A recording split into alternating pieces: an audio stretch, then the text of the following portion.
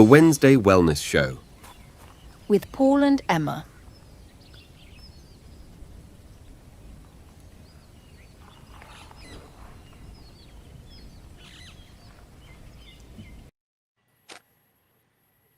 Hello, welcome to the Wednesday Wellness Show. I'm your host, Paul.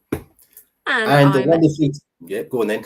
We'll rehearse this Emma one day. Goodwin from Timeless Cookery. We've got a lag already. Things are looking up. Yeah, so we got taken down last week, Emma, which was a bit of a surprise and very disappointing. It was probably all my fault. Well, maybe.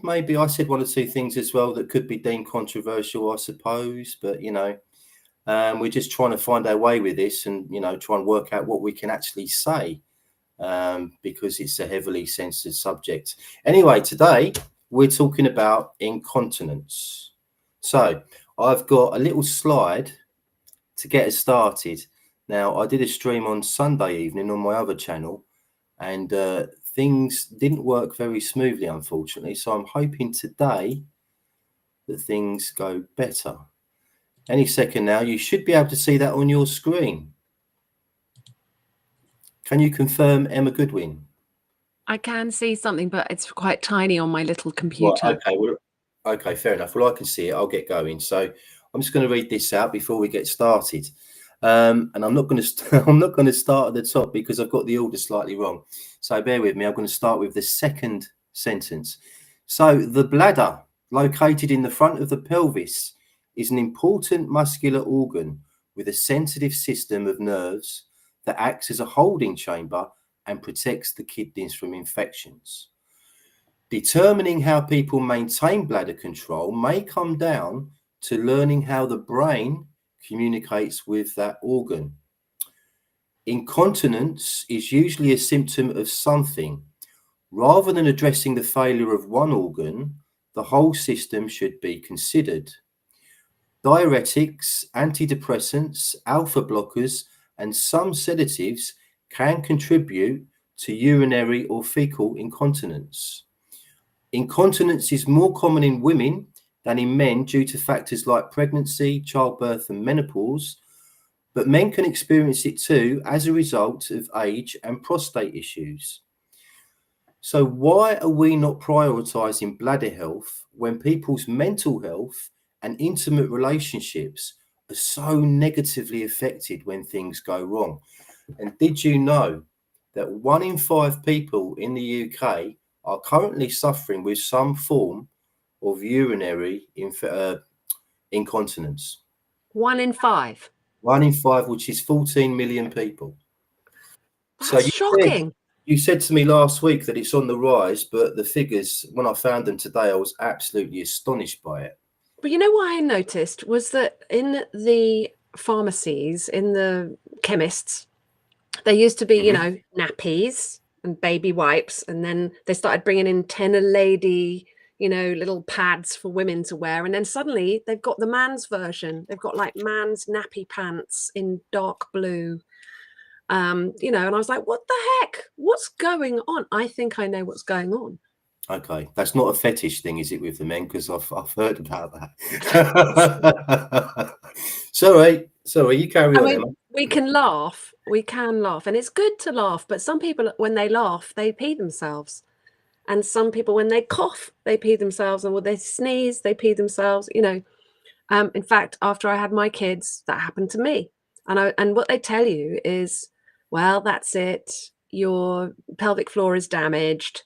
And, you know, because you've had so many babies, or, you know, having prolapse after it means the pelvic floor sort of collapses after having lots of babies. But what happens is this happens when we have any kind of scar tissue. So it could be from surgeries. I tell you what I'm going to say is oxalates. Oxalates are the culprits because they congregate around scar tissue and they make the fibrinogen hard. That's why scars are white, because they're full of, if you're high in oxalate crystals, high in oxalate ions, the ions will crystallize into oxalate crystals and they will congregate around where there is scar tissue. So oxalate toxicity manifests in a myriad of ways, but one of the real telltales for oxalate toxicity is vulvodynia, when you can't have sex because it's too painful. Also, UTI, so-called infections, are a fairly sure sign that if you have constant interstitial cystitis, constant reoccurring problems down there, it's a sure sign of oxalate toxicity. Other symptoms of oxalate overload are foot pain, fibromyalgia, pelvic pain, twitchy eyes, like if you get a twitchy eye, you know, or hiccups, constantly having hiccups all the time, any kind of spasm in the body, because the oxalates steal calcium. They hold on to calcium, which means every single cell, when it's fulfilling its function, sends out calcium like little messengers to give a message, to do a thing, move muscles or whatever. And the calcium oxalate crystals kidnap them and hold them hostage so they can't deliver their message. And you start getting all twitchy. You know, both my kids had terrible tics and twitches when they were little. I know they were both oxalate overloaded. Biddy was born with little white spots, calcium spots on her cheeks and on the tops of her arms. Wow.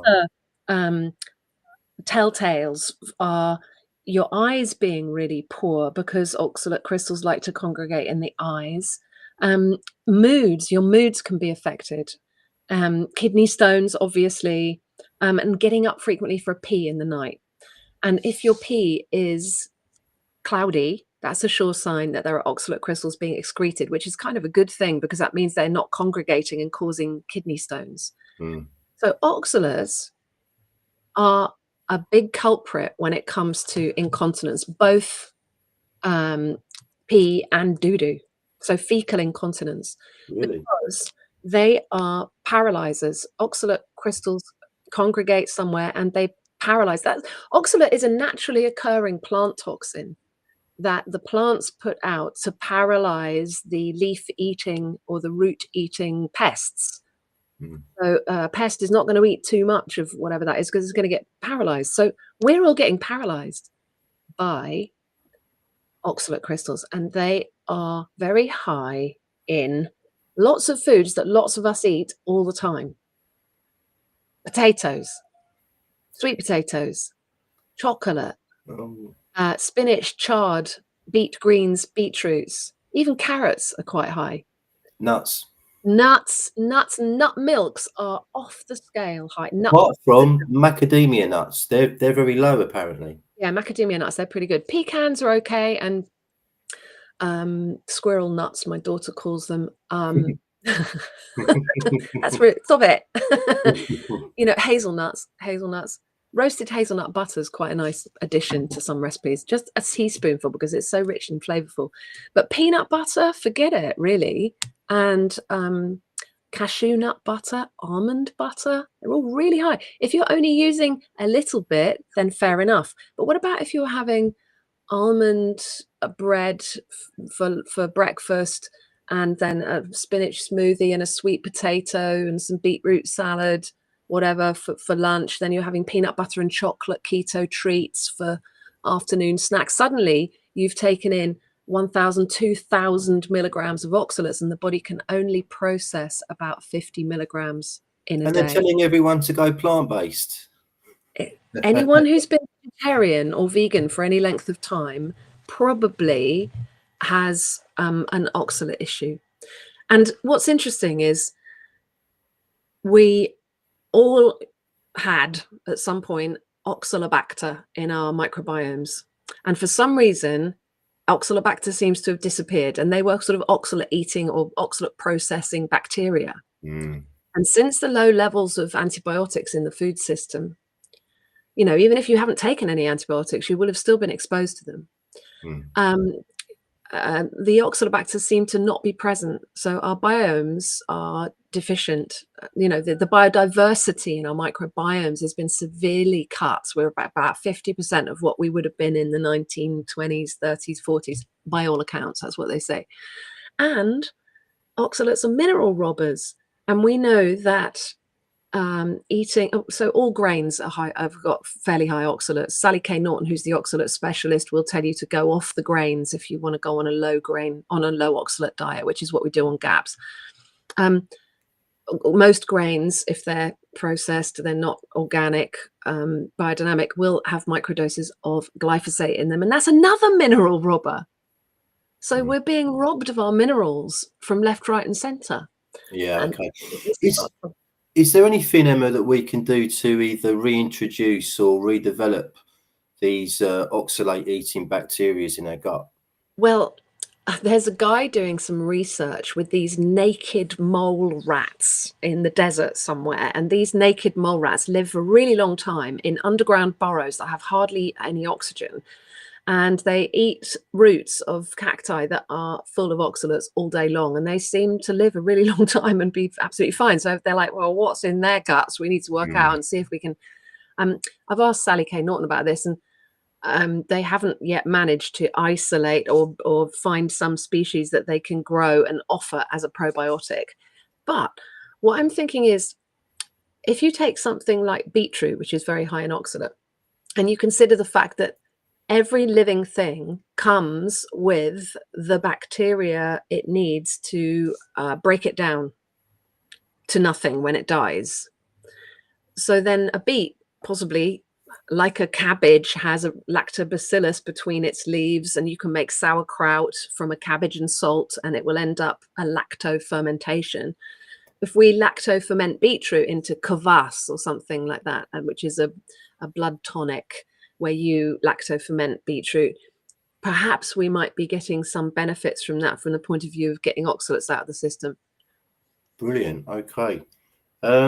So you've mentioned things like fibromyalgia, kidney stones, certain forms of arthritis possibly that are connected to oxalate. So if somebody's watching this and they've got one of those conditions and they're completely new to this information, as so many people are, not many people know about oxalates, what would be the right way of going about, sorting this problem out?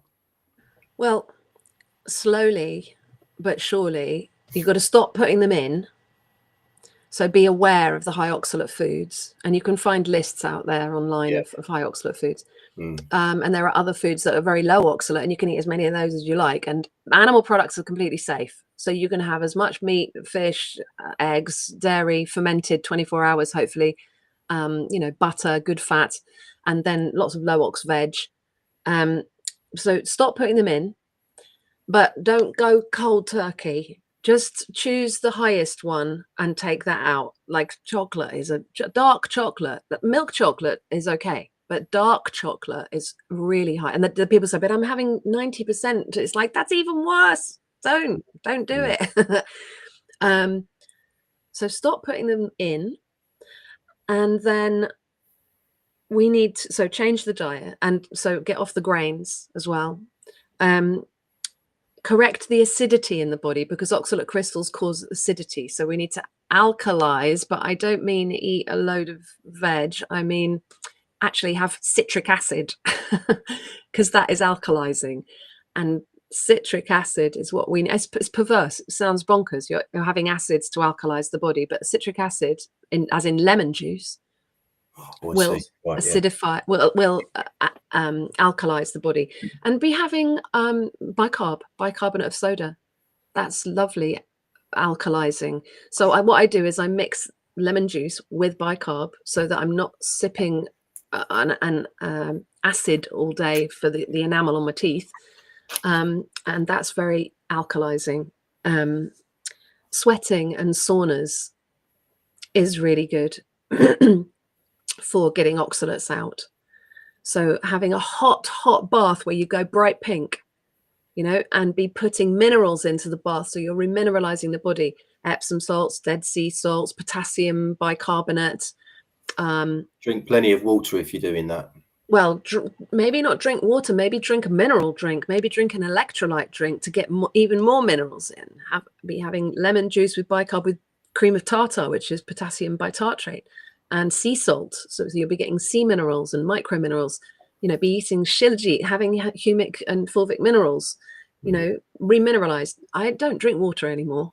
I just drink stock, which is full of amino acids, collagen and gelatin and minerals, and a mineral drink.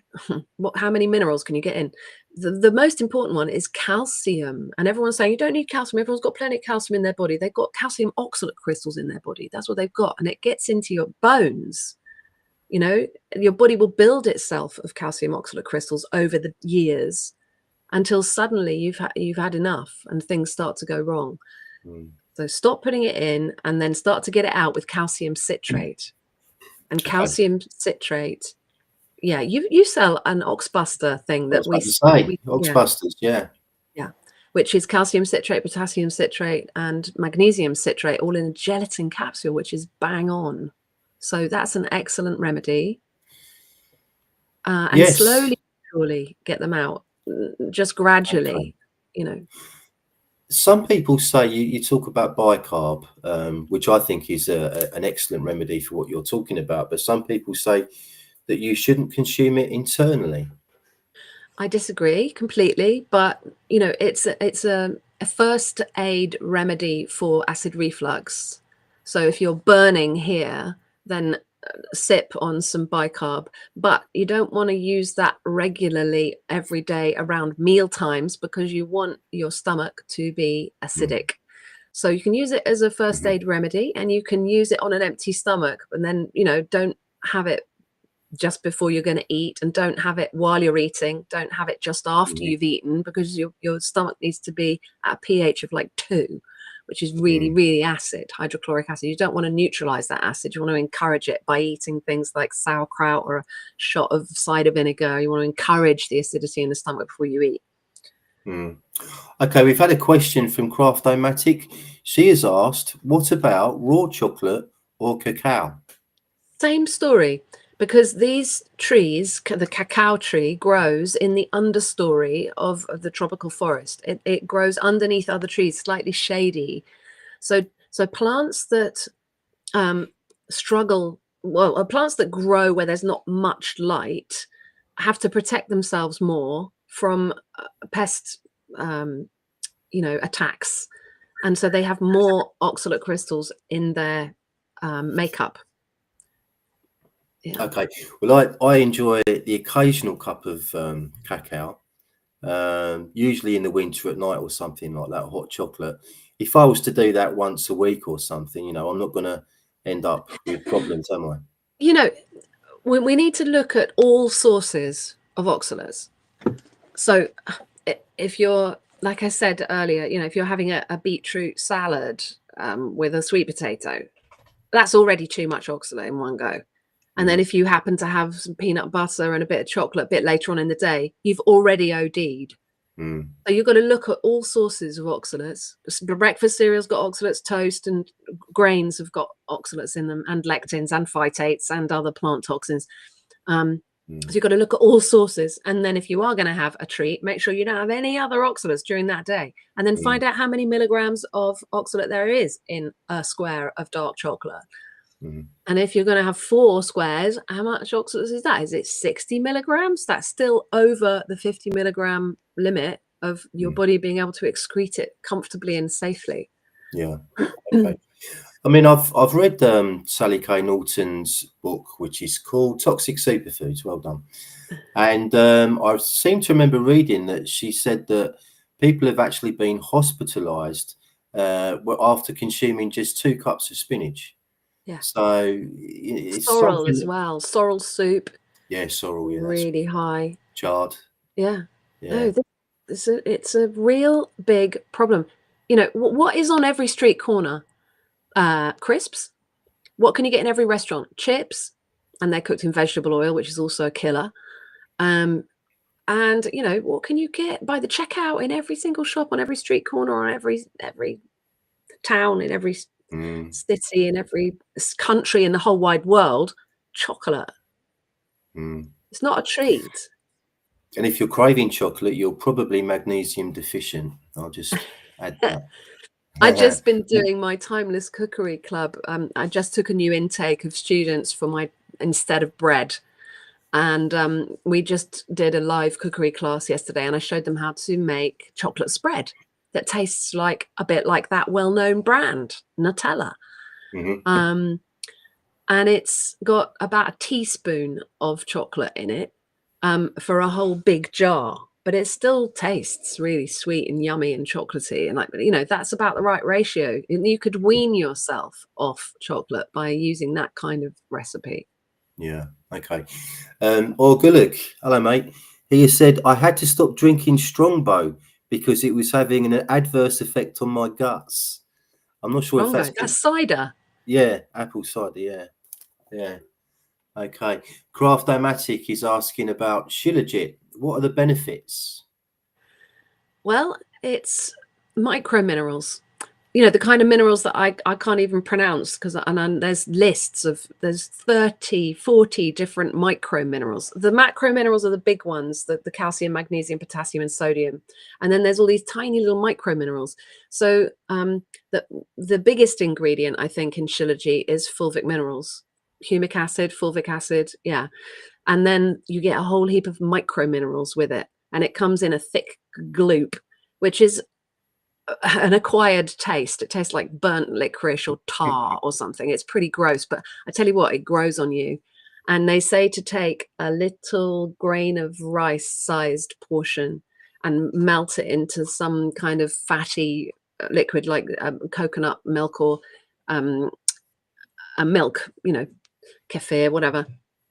But I just take a pea sized and put it under my tongue, and I love it because I feel it immediately. You feel the effects immediately of getting all those micro minerals, you know, chromium and molybdenum and viridium and I don't know what else they're called, but they're tiny little micro minerals. You only need the tiniest little bit, you know. Mm. And Shilajit's full of that.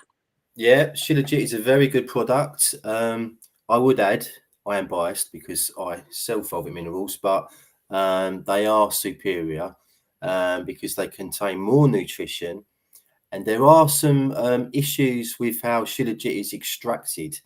There's a potentiality for a little tiny bit of heavy metal toxicity that comes with Shilajit. Plus, with fulvic, of course, which I'm drinking now, you've just got a little bottle and 7 droppers. If you're drinking Shilajit in water, you have to wait about half an hour for it to dissolve. It's a nightmare. Unless you don't mind sticking it under your tongue like I Unless you're do. hardcore like Emma, yeah, of Yeah. course, yeah. Right. Okay, we've had plenty of comments, so I'll stick another one on the screen. Here's one from Cockolass. Hello, Caroline. She says, I need to cut out the food you mentioned. I have symptoms you describe, smaxify oxalates in my body. I eat tomatoes, oh dear, peanut butter, nuts, chocolate daily. And sorry, I'm not laughing at you, Caroline. And some of the other foods too, but not daily. Okay, so you are taking on quite a lot of oxalates, and that they accumulate, don't they, Emma?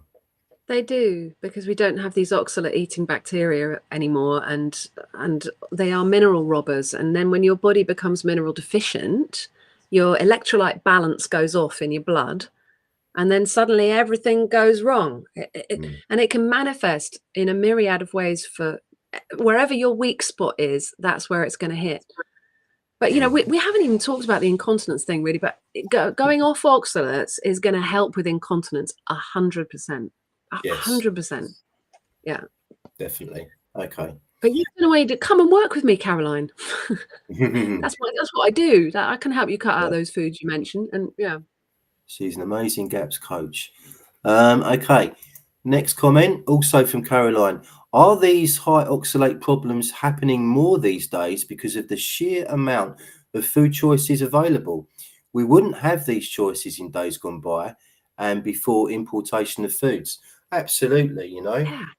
Absolutely. 100%. Yeah. You know, we're spoilt for choice, literally. We're So spoilt for choice. I mean, from my perspective, I'm trying to think of a world without supermarkets when I'm, you know, sort of deciding what I'm going to eat and consume that day. So I'm trying to think ancestrally, locally, you know, and just by doing that, you're going to avoid an awful lot of problems. And without also you can prepare nuts and seeds. You can get rid of some of the phytates and anti-enzymes and lectins by skinning and de-seeding your tomatoes as well. You can get rid of some of the oxalates by preparing them carefully.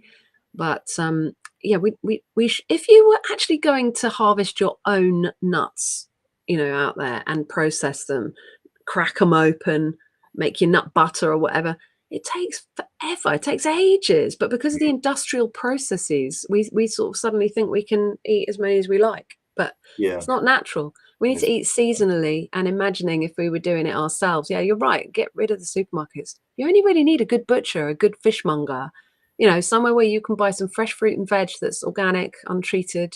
or grow your own. Grow your own. And, Yeah. the dairy man with the butter and, cultured cream and all that. Heavenly. And just going back to nuts as well, I soak my nuts overnight for a good 12 hours before consuming. That's the way. Yeah, exactly right. Right, just before we return back to incontinence, we've had one more comment from a new viewer called Adam Young. Hello, Adam. Welcome. He has said, "What do you think about Irish sea moss?" Yeah, that is very high in minerals. It's also very high in completely indigestible cellulose. And you know what, I'm not into methyl cellulose, which is what the vegan friendly capsules are. And sea moss is a bit like that. It's really high in an indigestible cellulose because, being in the sea, seaweed has to be, or sea moss has to be like really tough to weather the waves and all that jazz. So making some kind of tincture or drink from it and extracting the minerals from it, but not actually eating the fiber, I'd be in favor of. But on GAPS, we avoid fiber as much as we can because a broken gut lining doesn't want fiber. What about bathing in things like Irish sea moss? I used to bathe Yeah. in bladderwrack many Yes. years ago. Yeah. Put seaweed That's in the okay, bath. It's isn't a it? great idea. I love balenotherapy. Bathing in hot salts or hot seaweed or hot minerals like potassium bicarbonate or whatever. It's a great plan. I had to stop in the end because I was slowly turning into a mermaid, which wasn't the desired effect, unfortunately. But anyway, moving on. Okay, so we've really covered oxalates really well. Thank you for that, Emma. Should we explore the other potential causes of incontinence? I don't know of any. I don't know what they are. I mean, people say I get constant UTI infections, but in my opinion, and how I've helped people and helped people deal with that in the past is by going low oxalate. And then because the oxalate crystals are trying to come out through the mucosal membrane, it's down there. And so we tackle it by going low ox and doing sweating, saunas, baths, calcium citrate, ox busters, whatever. And then we find the infections go away because they're not really an infection. They are literally crystals trying to come out through the mucosal membranes, breaking the mucosal membrane, and then you get bacteria trying to eat up the dead tissue and they try and treat the bacterial infection, but the root cause is oxalates. So I don't know what other causes. When the oxalate ions paralyze the colon, that's when we get incontinence. You get numb down there, completely numb, or completely really really itchy, and then they think, oh, it's a yeast infection, so they treat that with an antifungal. It's like, no, let's yeah, you can swing from really badly constipated to completely loose and incontinent with oxalate toxicity in the colon. Okay, I will add, from a man's perspective, the prostate's location and size impacts bladder control. So if it's enlarged, it will press against the bladder and that can cause leakages. Yeah. So, and the prostate is just like your tonsils or whatever, except it's down there and it's in men and not women. So it's just like it's a gland that's there for capturing toxins and infection and bugs, and it's a gland. Glands are used in the body to fight infection, to hold on to rubbish. And so if you've got a lot of rubbish in your body, that gland's going to be enlarged. So we need to detox the body, adequately nourish the body, go low oxalate, and get remineralized. that's the rules really of like, what's wrong with you? Try this. Brilliant. Okay. I suppose the only other angle that I can think of when it comes to incontinence is old age, because it is very common in old people, isn't it? So from my perspective, I think that that could be to do possibly with the brain's relationship with the bladder, because our bladder is full of nerves and the brain is always communicating with the bladder. So I guess that brain health, as you're aging, is very, very important. Well, again, what's your brain made of? Fat Yeah, and water, fats. fat And and they've been water. telling us to not eat the fats. So let's be eating fats and let's not be eating starchy carbs because they interfere with mineral and electrolyte. You know, they use up lots of, if you're eating starchy carbs, your body needs a heck of a lot of minerals just to metabolize them. But we haven't got enough minerals because our minerals are being robbed by glyphosate and oxalate. So it's like a catch-22. We're in this catch-22. So we're aging because we're demineralized and we're malnourished. Absolutely. And then you lose your muscle tone because of the electrolyte balance in your blood being off, and your muscles not being able to work properly because every time your cell sends out a little calcium messenger, it gets robbed, it gets kidnapped and held onto, so it can't send its message. It's all interlinked. Yeah. Okay, so we're saying eat plenty of healthy fats, nourish yourself, detox. Fulvic minerals are really, really good in that respect, as is shilajit, but not quite as much. Oxbusters. Oxbusters, of course. Yeah. Lemon juice with bicarb. Yeah. Hot salt baths, saunas, sweating them out is really good. Vinegar, apple cider vinegar is a dissolver of crystals. You know, if you mix lemon juice with eggshells, it will fizz because the citric acid is dissolving the minerals and getting them into, like when you put a spoonful of salt into a glass of water, the crystals disappear and they're suddenly in ionic form, and then your body can get them out. We need to dissolve the crystals. So we could be having foot bath. If you've got bad feet, plantar fasciitis, you're feeling like you're walking on sharp, you get random sharp pains in your feet or in your extremities, this neuropathy kind of thing, you know, but stick your feet in some salt and vinegar. Brilliant. Okay. Yeah. Well, I think that's it. Yeah, we're all done. Cool. So what are we doing next week? What are we talking about next week, Emma? We are going to look at, I'm going to be repeating myself. We're going to be talking with Clive de Carle, I think, aren't we? We are, yeah. We're going to ask him about activated charcoal and non-activated charcoal. And we're going to talk about remineralization. And glyphosate and things like that. Okay, so that should be great. It's our first freeway, isn't it, with Clive? So that should be a lot of fun. I'm really looking forward to it. Clive is incredibly knowledgeable. So don't miss it. Please give us a like. You know, we're doing this because we love it, but we really want to help people. We really want to get the message out there. So by liking the video, you're really going to help us out. Subscribe if you haven't already, and we'll see you next week at the usual time of 6:30 on a Wednesday. Thanks, everyone.